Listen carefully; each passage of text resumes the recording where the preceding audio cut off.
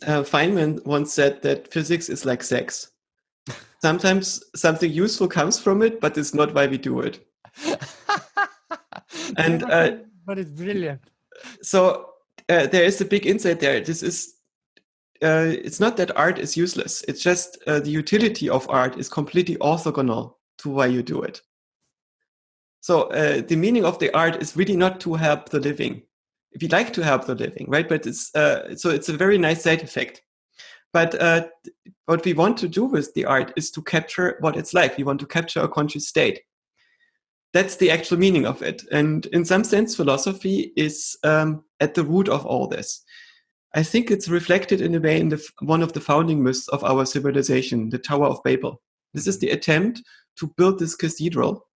And it's not a material building because it's meant to reach the heavens, right? Which are not real. They're not in this world. It's a metaphysical building that is being built. It's this giant machine that is meant to understand reality.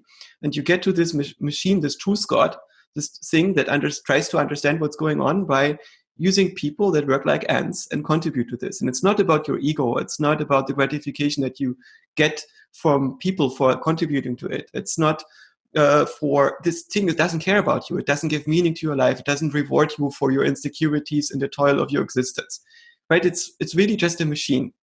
It's a computer. And as we would say now, it's an AI. It's a system that is able to make sense of the world. And people at some point had to give up on this. It fell apart because they were no longer able to speak the same language. So the different parts stopped fitting together. It just became so large and so many people had to work in specialized direction that they could no longer synchronize their languages. And that's why they gave up on it. And then this big accident happened in the Roman Empire where they could not fix the incentives for governance in similar ways as we fail here. Right? Our government has to play a much shorter game than civilization does, and this leads to bad results for civilization. And the Romans decided to fix this by turning their society into a cult and burned down our epistemology and killed people that were overtly rational and insisted that people talking to burning bushes on lonely mountains don't have a case in determining the origin of the universe. So, right, this one had to give, and the cultist won, and we still have to recover from that. So in a way, the beginnings of the cathedral of understanding the universe that had been built by the Greeks and by the Romans had been burned down by the Catholics and then later rebuilt, but mostly in the likeness because they didn't get the foundations right. That left scars in our epistemology that have not healed, even though we have a pretty successful culture that incorporated most of the other libraries and burned down the rest.